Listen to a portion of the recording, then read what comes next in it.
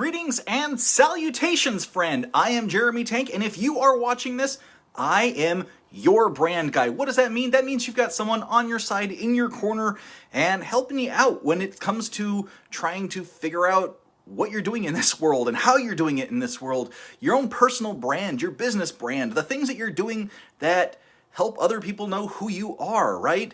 And that can include marketing. That can include just figuring out your direction for your life, your vision for what you're trying to build, and figuring out the steps to get there. This is going to be a really short one today, mostly because I seem to have overbooked myself on too many calls. So that's a good thing. I love this. Keeps me busy, and busy is good, right? Time passes quickly, and we just get on things. Stay in the moment, go with the flow. So today, well, let's back up just a moment. Okay. The last couple of weeks, I've talked a lot about the quantum field, which is, hi Teresa, which is basically everything possible. It is the energy behind the physical. And in terms of quantum science, in terms of quantum theory, it really is the possibility that every particle, busy is good, I like that, every particle is energy.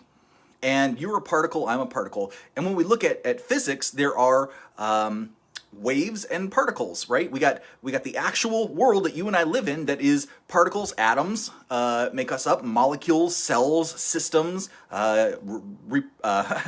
digestive system, respiratory system, nervous system, right? These things all build on each other. And as we've discussed in looking at art and how design sort of manifests, because my background is in graphic design, there's an idea that at different stages of things, what we see is more than the sum of its parts. And in this particle world that we live in, we certainly see that. There is lots of systems that seem to be organizing in and around themselves, and the bigger the system gets, it reshifts, recodes, reconfigures itself into something completely different. You have systems within you. But on the backside of this, on the side of this that physics is exploring in a huge way, is the idea that all of this stuff is everywhere, all around us, within us, all at the same time. And that when we measure the universe, we are measuring maybe 5% and experiencing much less than that. And that means there's 95% of this universe, the possibility of this universe, that we don't even really fathom. We call that dark energy, meaning we don't know what it is. We can't really identify it. It's just out there. Literally, this is if you are a fish swimming in an ocean. You don't recognize the ocean around you. You just exist as your fish being. And, that's why I love saying, just keep swimming. Just keep swimming, just keep swimming, just keep swimming, Finding Nemo. Because it's the whole idea that you can't really change the ocean of energy around you. You can go with the flows, the currents. Sometimes you can feel it. That's the heart feelings and the gut feelings, things that prompt you forward to do things. And how you view the world around you has a lot to do with how you were brought up, has a lot to do with the trauma that you went through as a young child up till about the age 7. And then, school happens. And they use repetition to influence your mind, to influence your body, to influence how you behave in the world and how you show up. And the whole point of school really is to get you trained to be part of our civilized society. And that's good because once upon a time, we really needed people to buy into the idea of, working in a factory and production and making sure they are of value. At one point in time in our country, that was really necessary to train people into this thought process. Because once upon a time, a lot of people in this country were on a farm. When the country shifts, when the economy shifts, when the potential of the country shifts, they required a whole different system, right? Which is great because that got us to where we are. However, what we're finding, maybe you see this, is that it's time to continually evolve. We are evolving creatures. We are beings, not bins, right? We are human beings. Every day we are becoming. Every day we are facing the things that happen to us. We take our memories, we take our beliefs, we take our perceptions, we take our identifications, and we use that every single second. Every single second is an active moment. That is the thing that's happening to you, whatever you're concentrating on. It is your moment now, and how you see that, how you perceive that, is based in all of those things I just said. It's based in your history, your trauma, your training, your beliefs, your knowledge, the goals that you've been given, the goals that you have within that. So it makes it difficult because all of these influences hit you in the brain all at once when you're just trying to do this task, one task, right? So it gets difficult, and the mind, when it is not properly trained, I might say, I would say aligned is another good way to put that. It has a tendency to have a backwards-looking focus, and when you compare, because one of the primary functions of our brain is to compare. It is to look at something else, somewhere else, someone else, and to say, what is the difference between us? And while that's good because you can use that information to improve yourself, a lot of times what happens is we look and we judge identity. We judge who that person is or what they're doing, and we think we have to become that in order to move forward. And really, what I was talking about yesterday is that you don't need to become that. You need to see what that is, to embrace that path for yourself, and just really hone in on your own identity, who you are, and believe that you can take those steps. And what that does, when we just gently relax and imagine a world that we want to build, a thing that we want to do, a passion that we have, that we want to grow, a vision for the future that we want to grasp, it's more than simply holding on to who we are and doing a bunch of things. And this is what happens to a lot of business owners when they start. They start doing a lot of different things. They go on social media, or they do videos, or they just do tons of different things, hire marketing companies. And what happens in that sense is they're not really focused on the outcome, or they're trying to prove their own belief of themselves. I am good enough. I am worthy. And what happens is a lot of that is based in one of the three fundamental energies of the universe, which is the pendulum. And without embracing themselves and who they are, and knowing that you are good enough, knowing that you are worthy of all this stuff, you end up fighting with some of those traumas from our youth, some of those ingrained behaviors from when the brain was wide open and just learning. Like before the age of 7, it's just wide open and learning and guessing at who you are. But when you think with a 3-year-old's mind, it gets stuck in a 3-year-old's mind. And that's a challenge when you get to be 20, 30, 40, 50, 60, and you're like, okay, well, I'm not good enough.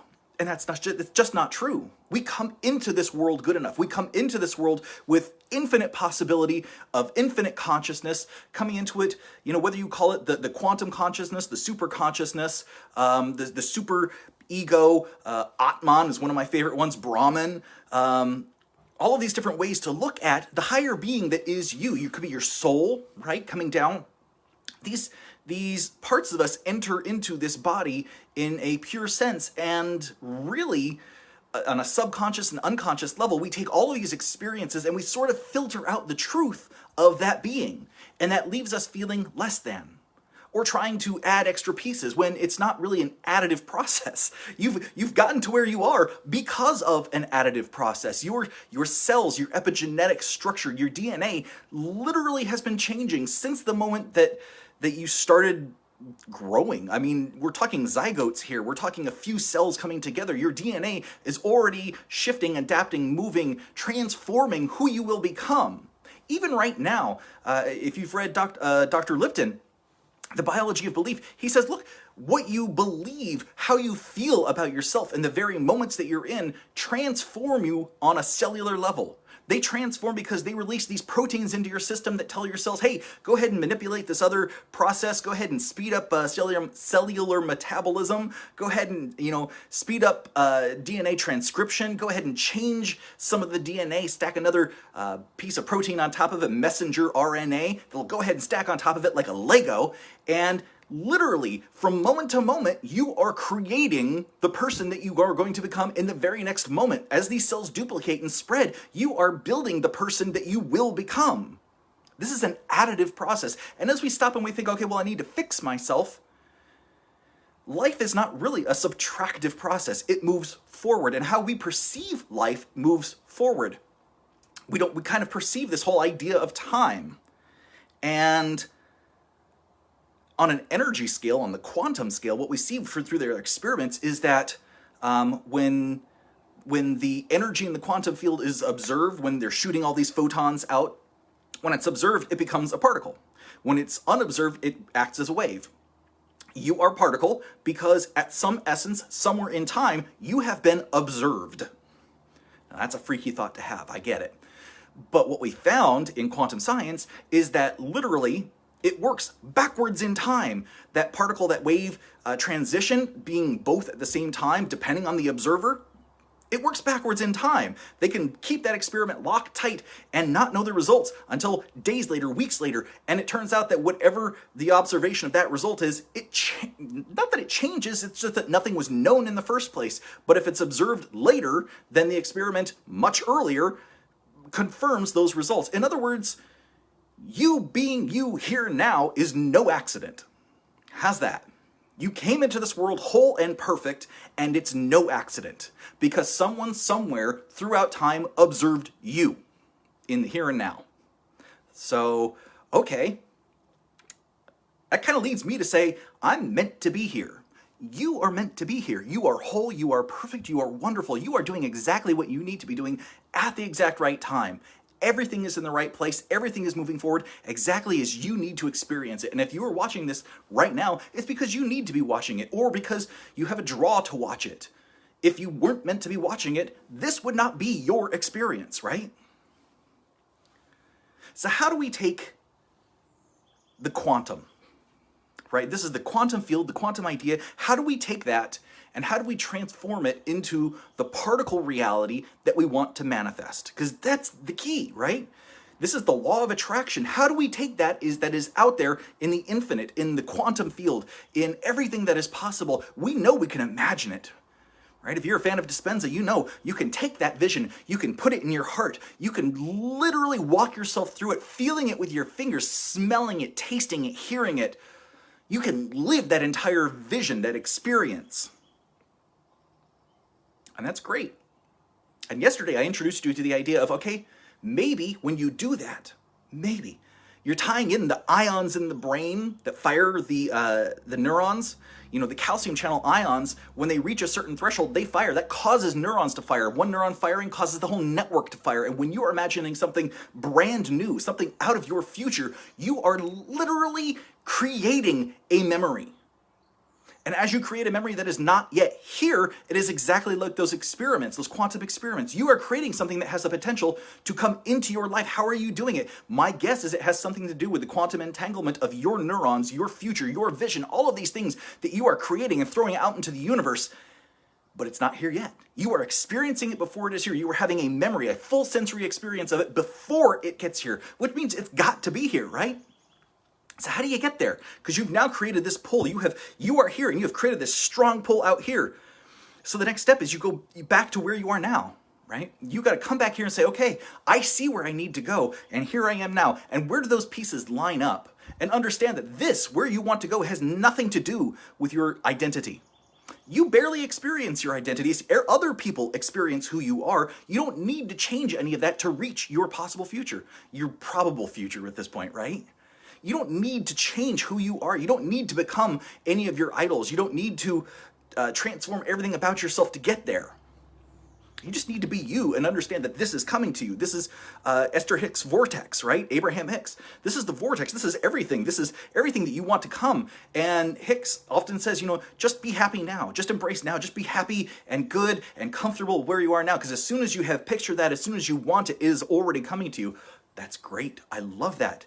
Now, if you look at that and you say, okay, here I am now, and here's this. What you've just done is created a path in your brain.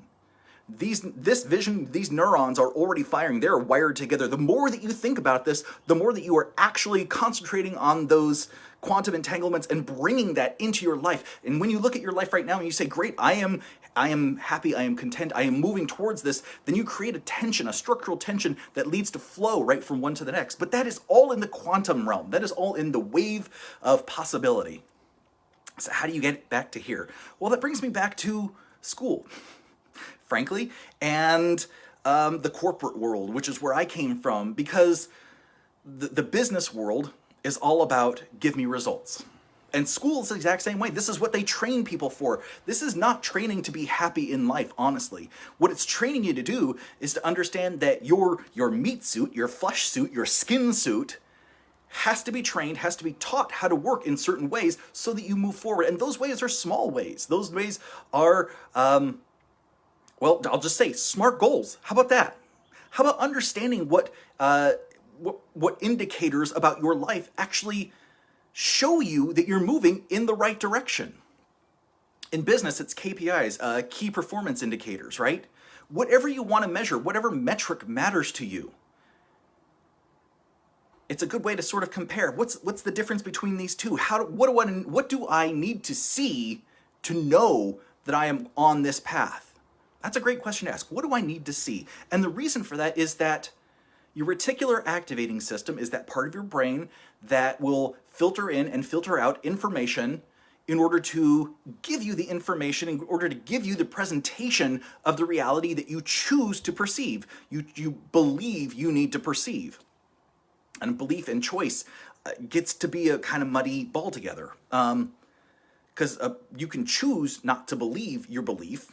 And a lot of times beliefs are so deeply ingrained, so deeply held, so deeply true to you that you don't believe you have a choice about it, but there is always a choice about it. So when you ask yourself, what do I need to see? One, the brain can't resist answering a question, right? It wants to answer questions. So always, one great way to get into yourself, to get into your subconscious, to get into your own mind, to get into what you think about the world, what you really think about the world, not just what you think in your conscious self, but in your other than conscious self, in your subconscious self, is write or ask yourself questions, do videos for yourself, communicating with yourself, because what you find is that what comes out of your mouth naturally is not necessarily the thing that pops into your head when you think about yourself and what that actually means. Because your deeper self, your deeper being gives you answers. And I know that sounds a little bit crazy, and it is, because that is the energy nature within you. It's trying to answer the questions. Your brain wants to answer questions, and what you start writing, what you start saying when you ask a question ends up being deeper ingrained belief and a deeper insight into who you are and how you manifest in the world. So what do you need to watch in order to grow towards that vision? Well, maybe you need to watch your income. Maybe you need to watch how you're marketing. Maybe you need SMART goals. SMART goals. SMART. I've just forgotten what SMART goal stands for, so forgive me. I remember measurable, attainable, relative to the task, and time-based. Strategic? Maybe smart? Okay. I've had a whole video that I talked about SMART goals and why they're important, and really what I just want to get across today, and that's why this is really short, is this whole quantum universe really is waiting for you to attain it. It's waiting to manifest, because it just needs to be observed in your life. And when you make this mental connection, when you make this vision connection, when you really embody it using this idea of getting all of the senses involved, all of the body involved, all of the experience involved, all of the thinking involved, I kind of come back to yourself and say, okay, how do I reach that path? What's on that path? You know, this just gets down to straight out stuff that if you haven't been taught this in school, this is the stuff they really need to be teaching in school, right? How do you have a vision, and then how do you start moving towards that vision? And really it comes down to breaking it into chunks and then breaking it into SMART goals so that you aren't saddled with the entire thought all the time. Because when you're saddled with the entire thought, the entire concept, the entire vision all at once, that triggers all of those bad behaviors, all of those bad beliefs, all of those I'm not enough, it has to be perfect. And so the way to actually start moving on that path is to make it the small chunks, to make it the small things that maybe you dedicate a couple of hours a day to. Or if this is your business, then you make sure that each day there are tasks that you know move you forward. I know yesterday I said that I was gonna, say something that was all like super important for the physical, and when I sat down to write this last night, when I sat down to think about this, and really it came back to, like, this is the stuff that we are taught in school, and I was taught in schools to a degree, maybe not the SMART goals, but certainly like do your homework. We're covering this many chapters this quarter, and this is the breakdown of the chapters, and this is the homework for each thing, and it's supposed to reinforce something. Hopefully it teaches us something as we move forward. And really, I just realized that a lot of this experience is meant to reinforce your vision. It's meant to reinforce your goals, your purpose, your drive, your motivation, your confidence. And far too often, it's just a thing that gets done and is not connected to the vision. It's not connected to you and your possibility, your infinite possibility, your amazing future, everything that makes you you. It is just school. And because of that, we learn to hate it. We train ourselves to hate it, the repetition in it, the other people, the community, the divisiveness. And on top of that, all of the hormones going, right, through so much of that time, feeling left out, feeling different, feeling like we don't fit in, feeling like we have to side with certain people for protection versus other people. There's a lot of trauma that goes on there, and it makes it really difficult to get the lessons. And the lessons really are, you have everything available to you. You've come into this world with thoughts, ideas, points, goals. You don't know all of them yet. That's part of the fun of just living this life, right? It's part of the fun of just being who we are. And as you get to know yourself better, as you get to know your goals better, you start to figure out, well, what's really important to me? What do I value? What are the points that actually matter to me as I grow and I move in this process to become who I'm going to become? I am a human being. I'm a human becoming. And in that process, in the physical world, in this physical body, in our physical selves, we sort of have to review some of the things we've learned in the past and reapply them to this path. And that is the power of the physical. Understanding that these items do break down. And when we break it down, we create systems and structure for ourselves to follow, and the universe starts flowing even more right to us. And it really is a magnet that draws these two things together. That law of attraction really kicks in because the universe sees you don't just desire it. Desire leads to this pendulum effect, back and forth and back and forth. You don't desire it. You are actively moving towards it. You are showing not just intention, but action. And action is the key in the physical. So that's what I've got for you guys today. I have to jump on a Zoom call, so thank you guys so much for listening. I hope this has been helpful, and I hope you guys have a fantastic day. All right. Take care. Bye.